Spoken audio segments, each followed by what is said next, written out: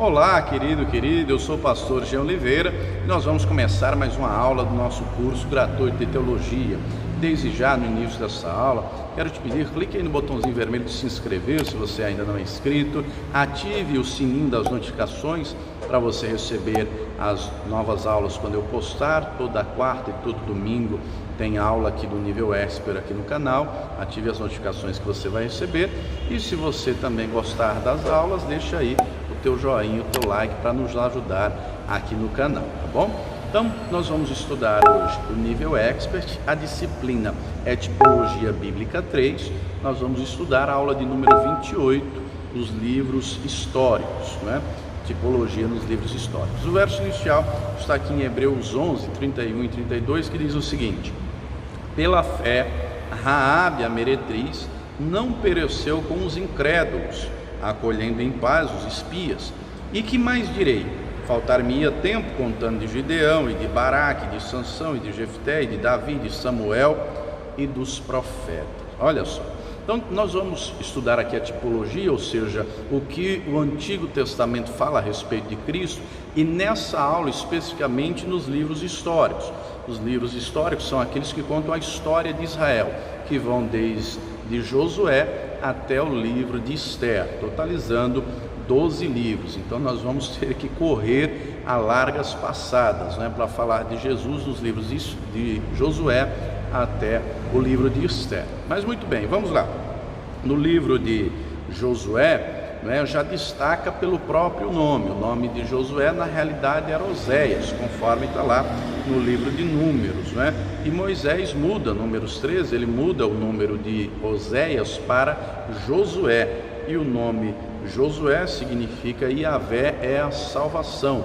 E a escrita, né, Yeshua, Josué, é a mesma origem para o nome Yeshua, nome de Jesus. Aliás, no grego, a Septuaginta traduz Josué por Jesus, e já o nome de Jesus, né, ao invés de usar o I, se usa o J, e trazendo para o português fica Jesus. Mas em Josué, nós vemos, né, os tipos de Cristo. Primeiro, no próprio Josué, Josué se torna general, ele lidera o povo, ele vai vencer diversas batalhas. Aliás, no capítulo 13 de Josué, o texto diz que ele vai vencer 31 reinos. É ele que introduz o povo na Canaã, na terra prometida. Ele distribui, não é, para o povo a herança, cada parte, não é, o que cada um herdaria. Então o próprio Josué tipifica o Senhor Jesus no nome, tipifica o Senhor Jesus como general de guerra. Apocalipse 19 descreve o Senhor Jesus vindo, não é, no cavalo branco, Rei dos reis, Senhor dos senhores. Então tipifica o Senhor Jesus como general vencedor, e é o Senhor Jesus que nos leva até a Canaã celestial. É Ele que vai nos dar o galardão, a recompensa, né? O povo perseverou durante os 40 anos, né? Josué perseverou, melhor dizendo, né? É sempre importante lembrar que dos 600 mil homens que saíram do Egito, fora mulheres e crianças, a maioria dos estudiosos entende que ali havia em torno de aproximadamente 5 milhões de pessoas. Faça uma conta comigo, raciocine comigo. A Bíblia diz 600 mil homens, fora mulheres e crianças. Então, se cada homem tivesse uma mulher apenas, nós já estamos falando de 1.200.000 pessoas. Muita gente, não é? Se cada casal tivesse apenas um filho, já estamos falando em 1.800.000 pessoas. Só que naquela época os casais não tinham apenas um filho, tinham vários filhos. Se cada casal tivesse 2 filhos, já são 2.400.000 pessoas. 3 filhos já dá 3 milhões de pessoas. Por isso que muitos estudiosos entendem que havia ali uma média de 5 milhões de pessoas. Mas lembrando que desses 5 milhões de pessoas, somente 2 vão entrar na terra prometida, que é Josué e Caleb, né? Josué perseverou até o fim, Caleb também perseverou. E deixa eu ler para você uma passagem, né, interessante aqui do livro de Josué. Olha o que diz aqui no capítulo 14, verso 7: Da idade de 40 anos era eu, quando Moisés, servo do Senhor, me enviou de Cades Barneia. Aqui é o Caleb falando, de Cades Barneia, espiar a terra, e eu lhe trouxe resposta como sentia no meu coração. Mas meus irmãos que subiram comigo, fizeram derreter o coração do povo. Eu, porém, perseverei em seguir ao Senhor meu Deus. Olha o que o Caleb está dizendo. Versículo 10. E agora eis que o Senhor me conservou em vida, como disse, 45 anos há agora, desde que o Senhor falou essa palavra a Moisés, andando Israel ainda no deserto. E agora eis que já sou da idade de 85 anos, e ainda hoje estou tão forte como no dia em que Moisés me enviou. Qual a minha força então era, tal é agora a minha força para a guerra, para sair e para entrar. Olha a declaração que Caleb está fazendo. Perseverou, não desanimou, não recuou. Então Caleb e Josué entraram na terra prometida, porque a escritura diz que somente os homens até 20 anos de idade entraram na terra, ou seja, todos os demais vão morrer no deserto, e no deserto se levanta uma nova geração que vai alcançar a promessa, com exceção de Josué e Caleb, que perseveraram em servir ao Senhor. E do mesmo jeito nós, temos que perseverar até o fim, porque é o Senhor Jesus, o nosso general de guerra, que vai nos fazer entrar e possuir, a Canaã celestial. Aqui ainda no livro de Josué, nós temos também uma segunda menção, um segundo tipo que se destaca, que é no capítulo 2, no que tange lá a Raabe, o acordo que os 2 espias que Josué enviou fazem com Raabe. De Raabe, lembrando que Raabe era uma prostituta em Jericó, e a casa dela era em cima do muro, do muro da cidade, era uma muralha, e os 2 fazem um acordo com ela. Ela vai dizer que o coração de todo o povo está derretido diante do povo de Israel, que o Deus de Israel é Deus em cima no céu e Deus embaixo na terra, e ela vai dizer: olha, eu não quero perecer, eu guardei vocês, os guardas do rei vieram para prender vocês, eu livrei vocês, eu deixei vocês em cima do meu telhado, dei livramento, agora vamos fazer um acordo. Quando vocês vierem para destruir tudo, livrem a mim e a minha família. E aí os espias fazem um acordo. Então, pega esse cordão vermelho aqui e amarra na janela da tua casa, porque quando nós viermos com o exército, nós vamos saber pelo cordão vermelho. O cordão vermelho vai ser o sinal de que a tua casa não vai perecer. E olha que coisa interessante, quando eles vêm, está lá no capítulo 6 de Josué, os 2 espias avisaram o acordo a Josué, e Raabe e a sua família são poupados. Então o cordão vermelho está lá, como lá em Êxodo 12, a marca do sangue estava nos umbrais das portas, quando o povo saiu do Egito rumo a Canaã, rumo à terra prometida. Então aquele cordão vermelho representa o sangue de Jesus, que também deu livramento a Raabe e a sua casa e a sua família, Então, além aqui do livro de Josué, e o livro de Josué que introduziu o povo no descanso na terra prometida, a terra que mana leite e mel, e assim o Senhor Jesus nos colocará na Canaã celestial. O próximo livro é o livro de Juízes. O livro de Juízes é um período após a morte de Josué. O livro começa dizendo, lá no capítulo 2, morreu Josué e aquela geração, e se levantou uma nova geração que não conhecia o Senhor. Está lá em Josué, aliás, em Juízes, capítulo 2, versículo 10. Como assim não conhecia o Senhor? Não conhecia como a geração de Josué conheceu, ou seja, não tinha intimidade. Conhecia o Senhor de ouvir falar. Olha, o Deus de Abraão, de Isaac e de Jacó, esse Deus nos tirou do Egito, abriu o mar vermelho, era coluna de nuvem, coluna de fogo. Eles ouviram todas essas histórias, só que eles não buscaram a Deus. E por não buscarem, vai se destacar lá em Juízes a seguinte expressão: cada um fazia o que era reto aos seus próprios olhos. Deixaram o Senhor, Juízes relata bem a apostasia, o abandono da fé. Eles deixaram a palavra de Deus, e por conta disso as consequências vieram, De um lado os midianitas dominavam, do outro os filisteus, do outro os amorreus, e assim por diante. E aí Deus vai levantando juízes, libertadores, vai levantando Sansão, Jefité, Gideão, Débora, Sangar e tantos outros. E esses libertadores, embora a expressão diga juiz, não era no sentido que a gente tem hoje, de julgar lei, não. Juiz no sentido de libertador, no sentido de livrar da opressão do inimigo. e o Senhor Jesus é o nosso libertador. João 8,36, o texto diz: se o Filho vos libertar, o próprio Senhor Jesus falando, verdadeiramente sereis livres, né, do nosso inimigo, que é Satanás, da força do pecado. O pecado é uma força espiritual que aprisiona a pessoa, é uma acusação na alma.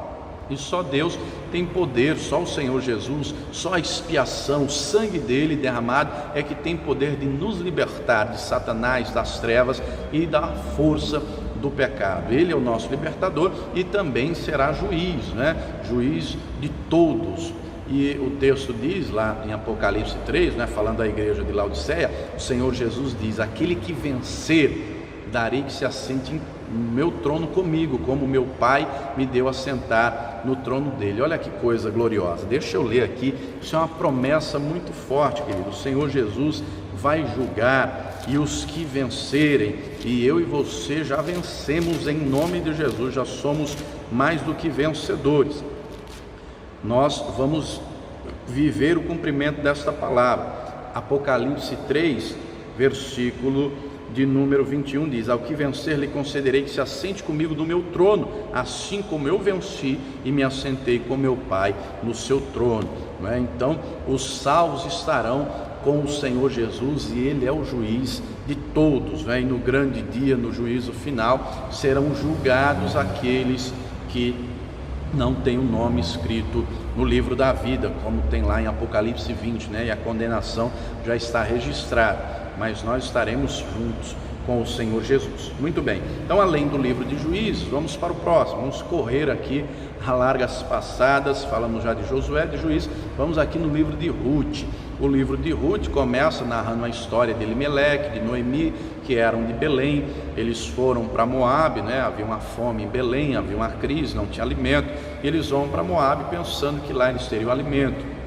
Nascem 2 filhos, Malom e Quilion. Esses 2 filhos casam com 2 mulheres moabitas, que uma delas é Ruth, e eles acabam morrendo. Malom e Quilion, morre também o Elimeleque, e fica a Noemi e as 2 noras. E a Noemi diz: olha, vocês estão aqui, estão na terra de vocês, no povo de vocês, vão arrumar outro marido, vocês são jovens, eu já sou idosa, vou voltar para minha terra. Ouvi dizer que lá em Belém já tem pão de novo, já está melhorando as coisas, vou voltar para lá.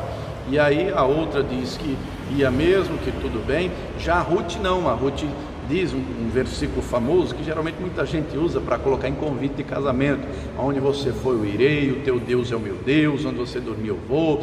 E aí a Ruth vai junto com a Noemi e voltam e vão lá para Belém, E em Belém a Ruth acaba conhecendo Boaz, e Boaz faz o papel do remidor, daquele que vai mudar a história de Ruth. Ela estava vivendo na pobreza, uma vida difícil, pegando lá, catando espigas de milho, e o Boaz a vê, casa-se com ela, e muda completamente a vida da Ruth. A Ruth também passa a fazer parte da genealogia do Senhor Jesus, conforme está lá em Mateus capítulo 1, e o Boaz tipifica o Senhor Jesus, que é o remidor, é o Senhor Jesus que nos remiu, que transforma a nossa vida, de uma vida de tristeza, de abandono, a uma vida feliz, A vida da Ruth mudou completamente. Era uma pessoa que estava sem perspectiva, a vida triste, a vida desanimada, numa terra estranha, sem conhecer ninguém, só conhecia a sogra. Se casou com Boaz, a vida dela mudou completamente. Boaz mudou a vida dela, e assim, do mesmo jeito, o Senhor Jesus muda a nossa vida. Nós, somos a igreja do Senhor, e tem que haver um casamento entre a igreja e o noivo, e o marido, que é Jesus Cristo. Inclusive em Apocalipse 19 fala das bodas do Cordeiro, a festa do casamento entre o marido e a noiva. Jesus conta a parábola das bodas, Paulo fala em 2 Coríntios que está nos preparando como uma virgem santa, imaculada, para o noivo, a saber, a Cristo. Então é Cristo, nosso noivo, nosso marido, que transforma a nossa vida completamente. É necessário haver uma aliança, um compromisso com o Senhor Jesus. Continuando aqui, próximo livro são os 2 livros de Samuel, que no original hebraico era um rolo só, era um livro só, mas de maneira pedagógica, aproximadamente 500 anos atrás, foi dividido em 2 livros, 1º e 2º Samuel. Na Bíblia, tanto católica, o Antigo Testamento, quanto a protestante, são 2 livros. Aqui no livro de Samuel, né, destaca o próprio Samuel, que é o profeta, né, tem a história lá da mãe dele, de Ana, né, que não podia engravidar e tudo mais, no capítulo 1. Aí Samuel vem, alguns dizem que a tradução do nome Samuel é pedido de Deus, né? Ela pediu muito e Deus enviou, Deus concedeu, ela fez o voto com Deus. E além do destaque de Samuel, se destaca o primeiro rei sendo consagrado, já vamos falar aqui daqui a pouco em seguida do livro de Reis, e o segundo, Samuel vai ungir o primeiro e o segundo rei, que é Saul e Davi. E no segundo livro de Samuel, capítulo 7, se destaca uma promessa que Deus vai fazer a Davi, dizendo que o Messias seria da descendência de Davi, conforme está lá em 2 Samuel, capítulo 7, né? Fala da descendência de Davi, sairia o Messias que teria um reino eterno. E junto com 2 Samuel vem em seguida o livro de Reis. O primeiro livro de Reis já começa narrando a velhice de Davi, né? Ele já está velho, enfim, e Salomão é escolhido por Deus para ser rei em lugar de Davi. E nos livros de Reis, o que destaca, né, em primeiro momento é o Salomão, que é um tipo de Cristo, não é? O rei que traz paz, traz prosperidade, não é? Um rei cujo coração, está lá 1 Reis capítulo 3, é inclinado para Deus, amava ao Senhor. Então tipifica o Senhor Jesus, né? Salomão vai construir o templo, o povo vai buscar a Deus, o povo é inclinado para o Senhor. Lembrando que Salomão começou bem, mas no capítulo 11 narra que ele se enveredou pela idolatria, né? E outros reis vieram após. O reino vai ser dividido em reino do norte, Israel, e reino do sul, Judá, né? Judá tem só 2 tribos, Judá e Benjamim, capital Jerusalém, na tribo de Benjamim, e Israel 10 tribos, sendo capital Samaria. E os sucessores que vieram na linhagem de Judá, que são os herdeiros de Davi, a linhagem de Davi, um ou outro se mantém na presença de Deus. A referência vai ser Davi. Davi é tido como o grande rei, né? O maior exemplo, né, de rei de Israel, tipifica o Senhor Jesus. É interessante, eu já preguei até outro dia uma mensagem sobre isso. Deus escolhe Jerusalém como a cidade dele, né? Cidade do grande rei. O Davi tipifica o Senhor Jesus, né? Deus elegeu uma cidade, um rei e um povo para ser o povo dele, governado pelo rei dele. Tudo isso representa o Senhor Jesus, né? Representa a Nova Jerusalém, representa o povo de Deus. Depois, Davi é a referência para os próximos reis, né? Depois de Salomão e a descendência que virá, alguns vão servir a Deus, e a referência é Davi. Fez o que era reto aos olhos do Senhor, andou na presença de Deus como Davi, seu pai. A gente vê menção disso, por exemplo, com Ezequias, que foi um grande homem de Deus, né? Josias e alguns outros que perseveraram na presença do Senhor. Houve outros que não quiseram nem saber de Deus. Os reis do norte, praticamente todos se enveredaram pela idolatria, pela apostasia, diversos, né? Não quiseram nem saber de Deus. Mas a referência e a maioria dos teólogos são unânimes em dizer que quem escreveu o livro dos reis foi o profeta Jeremias. A referência os 5 livros de Moisés, se fez ou não o que era reto aos olhos do Senhor, se obedeceu ou não aos mandamentos. E aqueles que obedeciam representavam o Senhor Jesus, né? Tipificavam o rei que governa conforme a vontade de Deus, conforme a palavra do Senhor. E o Senhor Jesus está escrito lá em Apocalipse, não é? Ele é o Rei dos Reis e o Senhor dos Senhores. Aqui também no livro de Reis tem algumas menções que o próprio Senhor Jesus faz no Novo Testamento, como a respeito de Elias, da viúva de Sarepta, não é? Como também a respeito de Naamã, né? A respeito do profeta Eliseu, algumas menções que o Senhor Jesus faz. Depois dos livros de Reis tem os livros das crônicas, né? As crônicas dos reis de Israel. As crônicas narram a história dos reis, só que abordado com um aspecto um pouquinho diferente, porque o livro das crônicas foi escrito por Esdras. O livro das crônicas aborda mais o aspecto espiritual, na questão de como o rei, não é, se dedicou a Deus, se ele priorizou o templo, os cultos, a adoração, como que o rei de fato servia. No livro de Crônicas que detalha a construção do templo, né, que Salomão levantou, a oração de Salomão na inauguração, as ofertas, os sacrifícios, né, a resposta de Deus, aquele texto muito conhecido, segundo o livro de Crônicas 7,14, se o meu povo, que se chama pelo meu nome, se humilhar e orar e buscar a minha face, converter os seus maus caminhos, vou ouvir do céu, perdoar os pecados, sarar a sua terra. E Deus continuou a resposta, deixando bem claro para Salomão que se ele obedecesse e andasse na presença do Senhor como Davi andou, não lhe faltaria sucessor no trono. Agora, se ele deixasse, aquele templo, aquela casa seria destruída, aniquilada, de uma tal maneira que quem passasse e visse ia se assombrar e dizer: o que este povo fez de tão mal ao Deus deles para essa tragédia toda acontecer. Deus avisou de maneira clara. E ainda no livro de Crônicas relata não só como Salomão, mas os demais reis, como eles se relacionavam com Deus, não é? A maneira que agiam de buscar, de orar. Vai relatar, por exemplo, o rei Josafá, como ele creu no Senhor, né? Como ele jejuou, buscou a Deus, Deus deu livramento, né? O rei Uzias, que começou bem, acabou terminando mal. O rei Acaias, que foi um péssimo rei, né? Depois veio o rei Ezequias, que fez um concerto com o Senhor, fez uma aliança, celebrou a Páscoa. Todos esses detalhes mais minuciosos estão no livro de Crônicas, no primeiro e no segundo livro. Conta também depois sobre Manassés, que foi filho do rei Ezequias, como ele cometeu pecados terríveis, idolatria, como ele apostatou completamente da fé, sacrificou os filhos. Tudo isso está relatado lá no segundo livro de Crônicas. Então, o livro de Crônicas aborda mais esse aspecto da devoção, tipificando o Senhor Jesus, porque o Senhor Jesus diz lá, João 8,29, que ele disse o seguinte: o Pai não me tem deixado só, Ele sempre está comigo, porque eu sempre faço o que lhe agrada. Então, no livro de Crônicas ressalta os reis que buscaram de todo o coração agradar ao Senhor. Aqueles que não agradaram, aqueles que foram indiferentes, aquele que não serviu com o coração inteiro, né? No livro de Crônicas, os dois livros de Crônicas abordam todo esse aspecto. Lembrando que o Senhor Jesus, né, como citei agora, João 8,29, ele agradava a Deus. E nós temos também que nos empenhar, nos dedicar para agradar ao Senhor.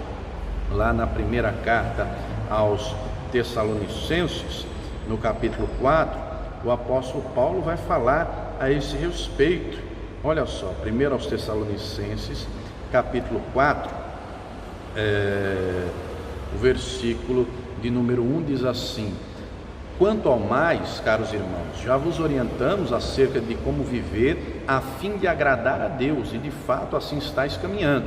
Agora vos rogamos e encorajamos no Senhor, na tradução Almeida diz exortamos, né, que é encorajar, no Senhor Jesus, que nesse sentido vos aperfeiçoeis cada vez mais, ou seja, que mais e mais nos aperfeiçoemos em agradar ao Senhor, em cumprir a vontade dEle, né? Os reis que assim faziam, Deus abençoava, como está lá, segundo Crônicas 26, enquanto Uzias buscou ao Senhor, Deus o fez prosperar, o abençoou. Então, quando nós buscamos, quando nós agradamos, quando nós nos dedicamos, o Senhor tem prazer também em nos honrar, em nos abençoar, tá? Continuando aqui, depois dos livros de Crônicas, nós temos aqui os livros de Esdras e de Neemias. O livro de Esdras vai narrar o regresso do povo. O capítulo 1, aliás, até o capítulo 6, narra o regresso do povo sob o comando de Zorobabel. O sumo sacerdote era Josué, não é o mesmo Josué do tempo de Moisés, tá, amados? Estamos falando aqui do Josué de Moisés até esse Josué aqui do tempo de Esdras. Nós temos uma distância aí de quase 1000 anos, aproximadamente 900 anos, tá? Então, do capítulo 1 até o capítulo 6 é o regresso deles. O rei Ciro, que era persa, domina a Babilônia, faz um decreto e autoriza eles a regressarem, né? Isso estava profetizado com 250 anos de antecedência por Isaías, está lá Isaías 45. Então foi autorizado o regresso. Aí Zorobabel e Josué volta, não é? E Zorobabel vai representar, tipificar o Senhor Jesus. Ele volta e Deus deixa claro que o objetivo central, primordial deles era reconstruir o templo. O templo foi destruído, né, por Nabucodonosor, colocou o templo abaixo, né, saqueou tudo, levou para a Babilônia. O rei Ciro autorizou a trazer de volta os utensílios, os objetos, e a prioridade era reconstruir o templo, porque Deus queria ver se de fato eles estavam, se Deus estava em primeiro lugar no coração deles. E Zorobabel vai ser da linhagem do Senhor Jesus, está lá em Mateus capítulo 1, e lidera essa reconstrução do templo, não é? Ele vai ser encorajado pelo profeta Ageu, e o Senhor Jesus é também que nos dá uma nova oportunidade. Nós que antes estávamos mortos em nossos pecados, quando vem o rei, quando nós o conhecemos, nós temos uma nova oportunidade, né? Como diz a palavra, passamos da morte para a vida. Então Zorobabel tipifica o Senhor Jesus. No livro de Esdras nós encontramos ainda no capítulo 7, no versículo 10, deixa eu ler para você esse texto aqui, que é um texto maravilhoso.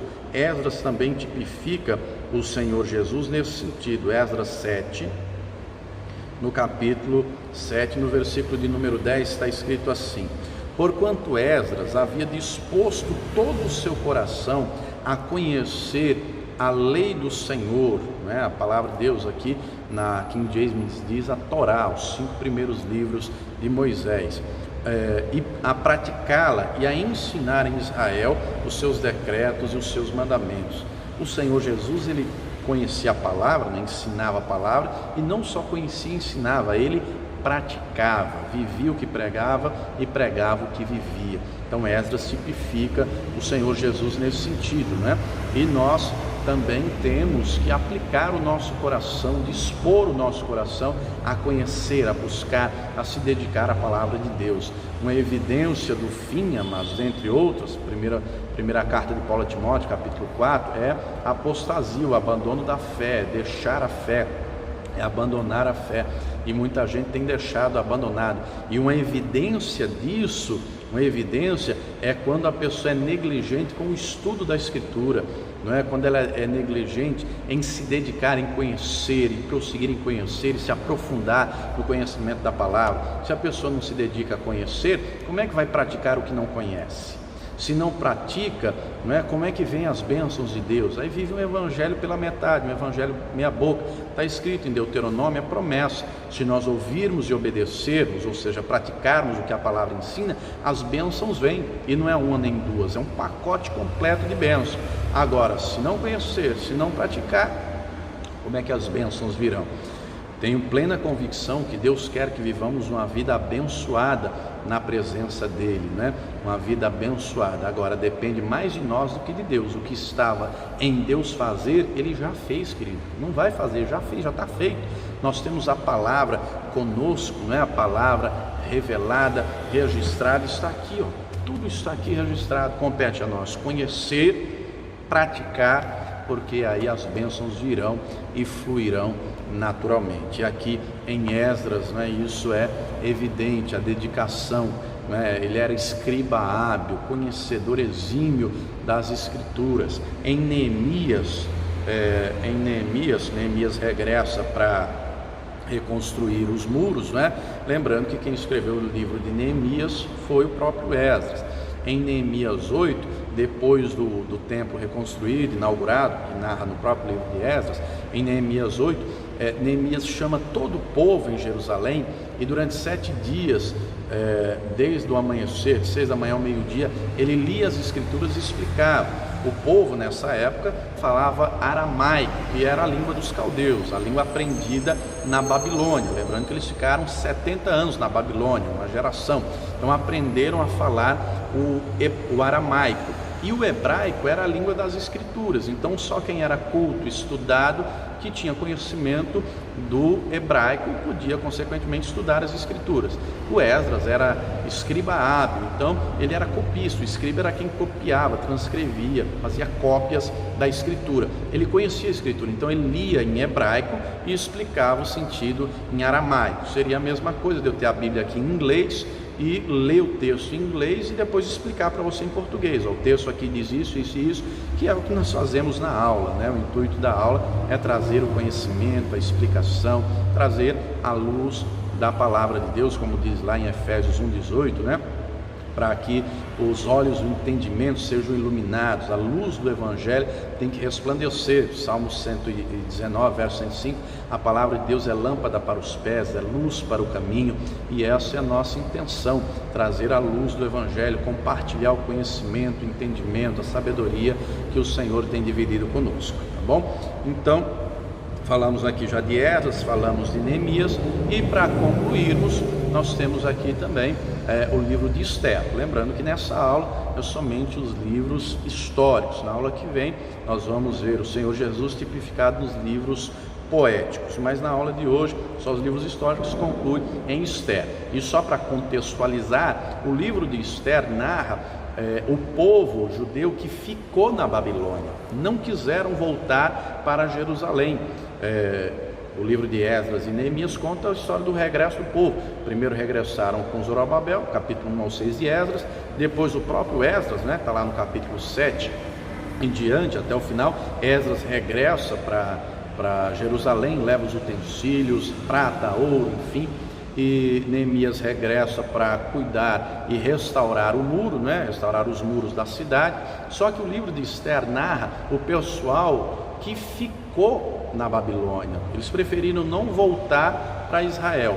E lá no livro de Esther vai haver um concurso de beleza, o rei vai eleger uma nova rainha, que vai ser a Esther, e se destaca aqui no livro de Esther Mardoqueu e a própria Esther, não é? Que vão interceder ao rei pelo povo, como o Senhor Jesus intercede por nós, não é? Ele na cruz do Calvário, ele vai dizer: Pai, perdoa-lhes porque não sabem o que fazem. No livro de Esther é contada a história do primeiro-ministro Amã. Ele odiava o povo judeu e ele consegue que o rei assinasse um decreto para que, marcando dia e hora, para que o povo judeu fosse exterminado, destruído. E Mardoqueu, juntamente com Esther, conseguem a autorização do rei para que o povo judeu pudesse se defender. E no dia e na hora marcados, o povo judeu luta, né, se defende e vence a guerra. E o Amã, que odiava o povo judeu, havia preparado uma forca para o Mardoqueu. O Amã é que foi enforcado nessa forca, né? Então, tanto Mardoqueu quanto Esther, eles tipificam o Senhor Jesus nesse sentido, de estar preocupado com o povo, de interceder pelo povo de Deus. Amém? Então, nós vamos ficando por aqui. Espero que essa aula tenha te ajudado, tenha te abençoado, né? Que o conhecimento da palavra tenha entrado no teu coração. Deus te abençoe, abençoe a sua casa, a sua família. E mais uma vez eu te peço, se você ainda não é inscrito aqui no canal, se inscreva, clique aí no botãozinho vermelho de se inscrever, ative o sininho das notificações para receber as próximas aulas quando eu postar. Se você gostou, deixa aí o teu joinha, o teu like, que vai nos ajudar muito, né? Se você gostou também, deixa aí o teu comentário, o que você gostou, o que Deus falou com você, tá bom? E por fim, para terminarmos, para encerrarmos, eu tenho um pedido: se torne um pregador do telhado, nos ajude com essa obra, contribua, tenho certeza que o Senhor vai te recompensar abundantemente. Assista agora esse meu recado sobre os pregadores do telhado. Deus te abençoe e viva o Senhor Jesus. Você também é nosso convidado a se tornar um pregador do telhado. Os pregadores do telhado são aqueles que contribuem com essa obra, para que esse curso de teologia, esse curso gratuito de teologia aconteça. Você também é nosso convidado a se tornar um pregador do telhado. São aqueles que fazem doações, não é? Você pode doar depositando a tua oferta no Banco Bradesco, agência 1074, conta 35333, dígito 7. Vou repetir: agência 1074, conta 35333, dígito 7. Isso no Banco Bradesco. Você também pode contribuir através do Banco Itaú. No Banco Itaú, agência 0355, a conta é 07777, dígito 7. Vou repetir: Banco Itaú, agência 0355, conta corrente 07777, dígito 7. Se você precisar, o CNPJ da Paz e Vida é, anote aí, 52844-412, 1000 ao contrário, 01. Vou repetir: o CNPJ da Comunidade Cristã Paz e Vida,